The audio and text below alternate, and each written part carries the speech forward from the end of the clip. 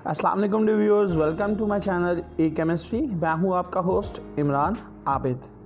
अगर आपने मेरे चैनल को अभी तक सब्सक्राइब नहीं किया तो जल्दी से सब्सक्राइब कर लें।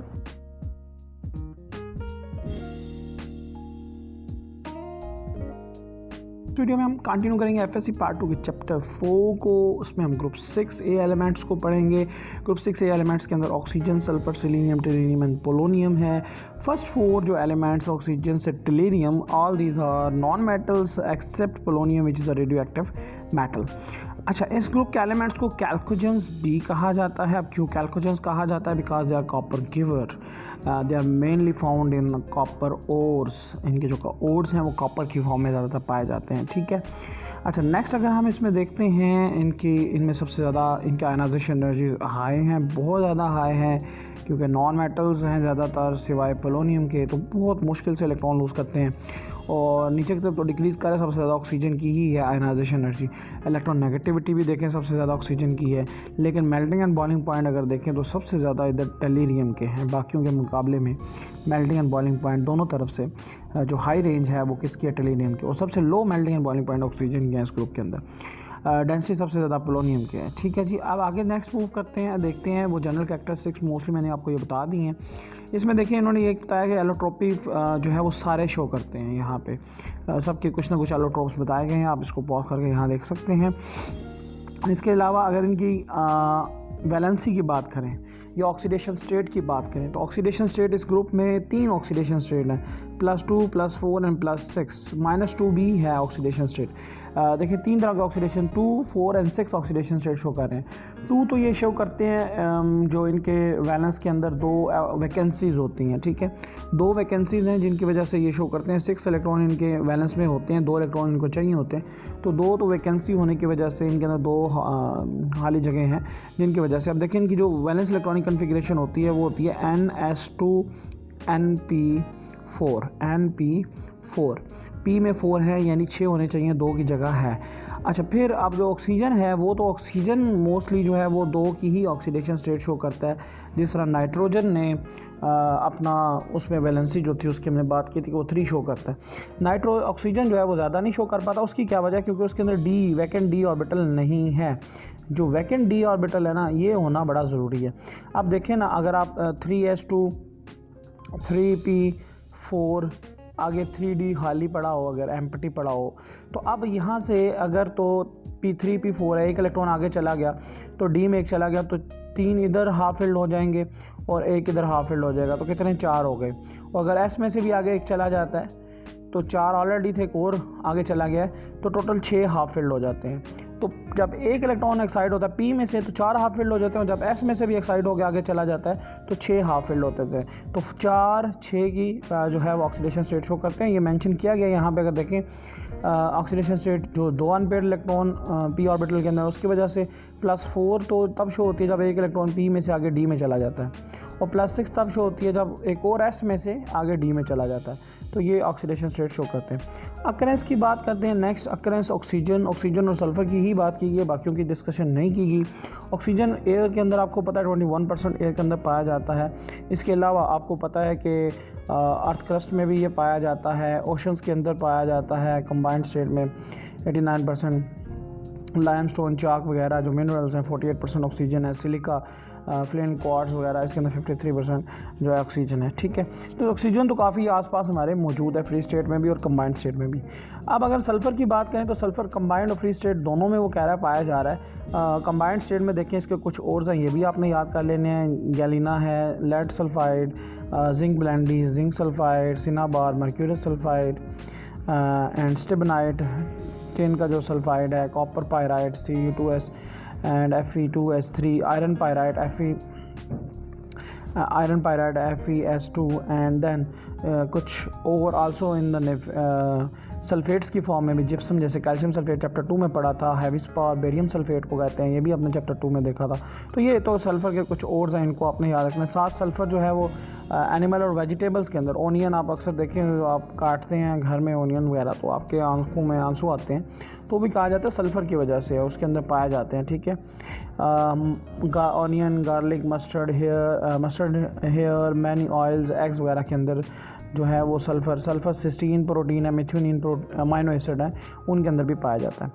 अच्छा, और it occurs as a constituent of coal and petroleum के तौर पे भी पाया जाता है। कंपैरिजन किया गया जी, सिमिलैरिटीज़ लिखी गई हैं, बहुत इलेक्ट्रॉनिक कन्फिग्रेशन NS2 NP4 होती है, ठीक है, दोनों डाइवेलेंट भी होते हैं, दोनों एलोट्रोपिक शो करते हैं, दोनों पॉलीमॉर्फिक यानी O2 डायटोमिक O3 ओजोन, और ये S2S8 की फॉर्म में पाया जाता है। अच्छा, फिर दोनों O2 नेगेटिव S2 नेगेटिव के ऑक्सीडेशन स्टेट में पाए जा सकते हैं। दोनों जैसे H2O वाटर है, इसी तरह H2S हाइड्रोजन सल्फाइड भी है, जैसे कार्बन डाइऑक्साइड है, कार्बन डाइसल्फाइड भी है। सिमिलैरिटीज़ में आगे दोनों नॉन मेटल्स हैं, बहुत फ्री स्टेट कंबाइंड स्टेट दोनों में मौजूद होते हैं। फिर अगर डिससिमिलैरिटीज़ की बात करें तो डिससिमिलैरिटीज़ में देखें, एलोट्रोप जो ऊपर बात की, उधर ऑक्सीजन के 2 हैं, इसके 3 हैं, ये गैस होती है, ये सॉलिड है, soluble in water sparingly, sulphur is not soluble in water. इसके अलावा पैरामैग्नेटिक होता है ऑक्सीजन, ये डायमैग्नेटिक है। सल्फ़र ऑक्सीजन सिर्फ जलने में मदद करती है, लेकिन सल्फ़र को खुद आग लग जाती है, वो खुद ही जल जाता है, ठीक है। अच्छा, फिर वाटर के साथ it does not react with water, और इसमें से अगर स्टीम पास की जाती है तो boiling sulphur hydrogen sulphide produce होता है, सल्फ़र डाइऑक्साइड प्रोड्यूस होता है। एसिड के साथ रिएक्ट नहीं करता, एसिड के साथ रिएक्ट कर लेता है। अल्कलीज के साथ रिएक्ट नहीं करता, अल्कलीज के साथ रिएक्ट कर लेता है। -2 ऑक्सीडेशन स्टेट मिनिमम है इसकी, बस इससे आगे नहीं जाता, वो -2 +2 +4 +6 सारी ऑक्सीडेशन स्टेट शो करता है। तो डिफरेंसेस भी आगे है जी हमारे पास। Sulphuric acid H2SO4, the king of chemicals, oil of vitriol. Oil of vitriol इसको क्यों कहा जाता है? क्योंकि इसको सबसे पहले फेरस सल्फेट से प्रिपेयर किया गया था, फेरस सल्फेट को हीट करने से। फेरस सल्फेट को, क्योंकि सल्फेट का वर्ड जहाँ आता है वहाँ जो सल्फेट वाले साल्ट है उन्हें विट्रॉयल कहते हैं। फेरस सल्फेट को ग्रीन विट्रॉयल कहते हैं। ग्रीन विट्रॉयल को हीट करने से सबसे पहली दफ़ा जो है सल्फ्यूरिक एसिड हासिल हुआ था, इसलिए इसको ऑयल ऑफ विट्रॉयल कहते हैं, ठीक है। अच्छा, फिर इसके अलावा अगर हम देखें मैन्युफैक्चर बताया गया है, इसका मैन्युफैक्चर कॉन्टैक्ट प्रोसेस, आजकल सल्फ्यूरिक एसिड को कॉन्टैक्ट प्रोसेस से बनाया जाता है। कॉन्टैक्ट प्रोसेस आपको याद होगा, जब आपने SO2 से SO3 बनाया था, कॉन्टैक्ट टावर के अंदर जो रिएक्शन होता है, vanadium pentoxide catalyst V2O5, first year में आपने चैप्टर 8 के अंदर भी पढ़ा हुआ है, इसकी इक्विलिब्रियम वाले चैप्टर में कंडीशंस वगैरह। तो बहरहाल हम देखते हैं इसको आगे चल के, इसका जो प्रिंसिपल है वो क्या है। प्रिंसिपल में ये है जी, पहले तो आपने सल्फ़र कहीं से उठाना है, सल्फ़र उठा के सल्फ़र डाइऑक्साइड बनाना है। सल्फ़र डाइऑक्साइड बन जाएगा, सल्फ़र डाइऑक्साइड से आपने सल्फ़र ट्राइऑक्साइड बनाना है। सल्फ़र ट्राइऑक्साइड बन जाएगा, उसमें फिर आपने सल्फ्यूरिक एसिड डाल के ओलियम बनाना है। ओलियम बन गया तो फिर उसमें आपने वाटर डाल लेना है। 4 मैंने सर्कल किए हैं, तो 4 मेन स्टेप हैं इसके। पहले सल्फ़र लेके सल्फ़र डाइऑक्साइड बनाना है, सल्फ़र डाइऑक्साइड से सल्फ़र ट्राइऑक्साइड बनाना है, सल्फ़र ट्राइऑक्साइड से में सल्फ्यूरिक एसिड डाल के ओलियम बनाना है, ओलियम में वाटर डाल के सल्फ्यूरिक एसिड बना लेना है। तो मेन तो ये है। आप इसमें देखिए, इसके स्टेप्स जो हैं, स्टेप्स गिवन हैं। स्टेप अगर आप गौर करें तो स्टेप नंबर 1 है जी, the process completed in the given step. Step number 1 sulphur burner, जिसमें हम देखें सल्फ़र डाइऑक्साइड बना रहे हैं। आयरन पायराइट ले लें या खाली सल्फ़र को लेके ऑक्सीजन से जला लें, तो इन दोनों में आपके पास सल्फ़र डाइऑक्साइड आ जाएगा। अच्छा, एक तो सल्फ़र डाइऑक्साइड बन गया, इसकी बाकी बात। दूसरा स्टेप इसमें है, जैसे मैंने आपसे कहा था, कॉन्टैक्ट टावर है आपके पास, जिसमें सल्फ़र डाइऑक्साइड को आप सल्फ़र ट्राइऑक्साइड में लेके जाएंगे। SO2 में O डाल के वेनेडियम पेंटॉक्साइड कैटलिस्ट की मौजूदगी में 400-450 डिग्री देना है, आपने सल्फ़र ट्राइऑक्साइड देना। सल्फ़र ट्राइऑक्साइड बन गया, आप डायरेक्ट इसमें पानी नहीं मिला रहे। हालांकि सल्फ्यूरिक एसिड बनाना है, SO3 में पानी डालें, सल्फ्यूरिक एसिड बन जाता है। लेकिन आप SO3 में पानी की जगह क्या डालें? Sulphuric acid. तो सल्फ्यूरिक एसिड डाल के ओलियम H2S2O7 कंसनट्रेटेड बना लेते हैं। इसमें आप वाटर डाल के डाइल्यूट कर लेते हैं सल्फ्यूरिक एसिड। यहाँ क्वेश्चन भी इंपॉर्टेंट है कि क्यों SO3 में पानी डायरेक्ट नहीं मिलाया जाता। वो एक्सोथर्मिक रिएक्शन है, फ्यूम्स वगैरह बनते हैं कमरे के अंदर, तो वो थोड़ा इसलिए इस चीज़ को बचाने के लिए, रिएक्शन हाईली एक्सोथर्मिक है, इससे बचाने के लिए हम डायरेक्ट वाटर नहीं ऐड करते। हाँ, ये करते हैं कि हम इसके अंदर जो है सल्फ्यूरिक एसिड डाल के इसको ओलियम बना लेते हैं, फिर अपनी मर्ज़ी के साथ। अब ये जो पहले और दूसरे स्टेप के दरमियान हमारे पास कुछ नीचे नज़र आ रहा है हमें जी। पहले स्टेप में हमने सल्फ़र डाइऑक्साइड बनाया है, और फिर देन हमने जो है वो सल्फ़र डाइऑक्साइड से सल्फ़र ट्राइऑक्साइड बनाया। इसके बीच में ये कुछ लिखा है प्योरीफाइंग यूनिट। इस प्रोसेस के अंदर। प्योरीफाइंग यूनिट में क्या होता है? प्योरीफाइंग यूनिट होता है SO2 जो बन गई है ना, इसको आपने प्योरीफाई करना है। ऐसे आप देखें डस्ट पार्टिकल्स या आर्सेनिक ऑक्साइड वगैरह को रिमूव करना है, ताकि वो आगे वेनेडियम पेंटाऑक्साइड कैटलिस्ट यूज़ करना है ना हमने कॉन्टैक्ट टावर के अंदर, जब SO2 को SO3 में लेके जाना है, तो वो ज़रा उसकी पॉइजनिंग ना हो जाए, ठीक है। तो उसको बचाने के लिए हम इसको पहले पास करवाएंगे। तो सबसे पहले तो उसके अंदर डस्ट रिमूवर है जी, आप उसको डस्ट रिमूव करते हैं बड़ी आसानी से। फिर जब डस्ट रिमूव हो जाती है, स्टीम जब उसमें से पास करते हैं, फिर उसको कूल करते हैं। स्टीम का टेम्परेचर ज़रा होता है, तो स्टीम को गुजारने के बाद पहले तो डस्ट रिमूव होगी, फिर कूलिंग पाइप में से गुजारा, फिर स्क्रब और फिर धोते हैं जी, वॉश करते हैं वाटर के साथ, ठीक है। SO2 not soluble water at high temperature, वो हल नहीं होती, इसलिए तो बाकी जो डस्ट पार्टिकल जो सारा कुछ है उसको धो लेते हैं हम। धोने के बाद जी हम नेक्स्ट प्रोसेस क्या है जी इसका, हमारे पास देखें पॉइंट नंबर 4 ड्राइंग टावर धो लिया जी, गीला हो गया जी, आप इसको सुखा लेते हैं जी। हम इसको जो है मॉइस्चर ऑफ गैसेस जो है वो रिमूव करते हैं सल्फ्यूरिक एसिड, ठीक है, उसके थ्रू।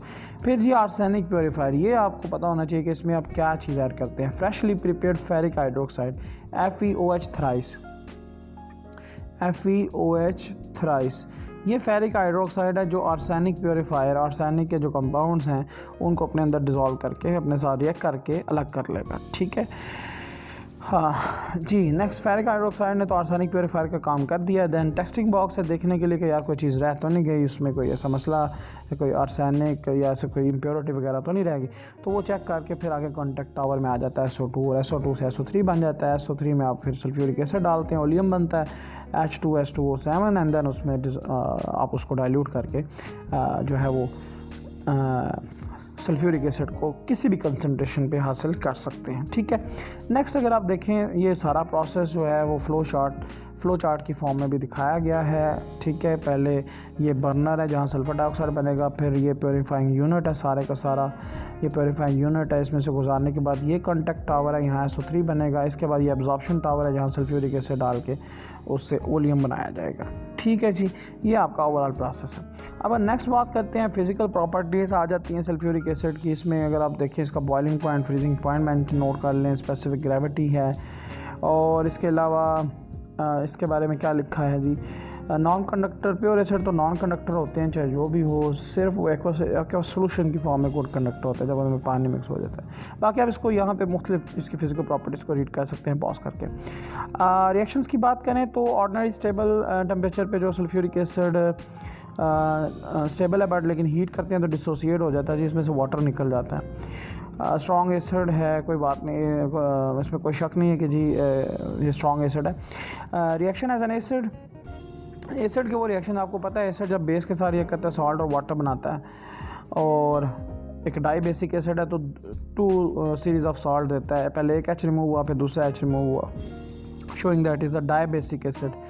अच्छा, फिर अगर आप देखें reaction with carbonate, carbon dioxide salt and water बनाता है, रिएक्शन विद सॉल्ट आपके पास सॉल्ट और दूसरा एसिड बन जाता है। तो ये वो रिएक्शन है जो तमाम एसिड्स मोस्टली शो करते हैं, स्ट्रॉन्ग एसिड्स। मेटल्स के साथ रिएक्शन, इसके मेटल्स के साथ रिएक्शन 3 तरह से, cold dilute, hot cold concentrated and hot concentrated, 3 तरह से ये रिएक्ट करता है मुख्तलिफ मेटल्स के साथ, मुख्तलिफ प्रोडक्ट्स बनाता है। नॉर्मली तो इसमें वही हाइड्रोजन गैस इवॉल्व करता है जो नॉर्मली मेटल्स के साथ एसिड रिएक्ट करके करते हैं, ठीक है, हाइड्रोजन गैस और सॉल्ट बनता है। अच्छा, एज अ डिहाइड्रेटिंग एजेंट, ये इंपॉर्टेंट पहले भी मैं डिहाइड्रेटिंग एजेंट इस चैप्टर में आपको बता चुका हूँ, P2O5 स्ट्रॉन्ग डिहाइड्रेटिंग एजेंट है, सल्फ्यूरिक एसिड में से भी वो रिमूव कर देता है, ठीक है। अब यहाँ पे देखें ऑक्सैलिक एसिड के साथ सबसे पहला इसका रिएक्शन है, ऑक्सैलिक एसिड में कार्बन डाइऑक्साइड कार्बन मोनोक्साइड दोनों बनते हैं, प्लस वाटर लादा हो जाता है।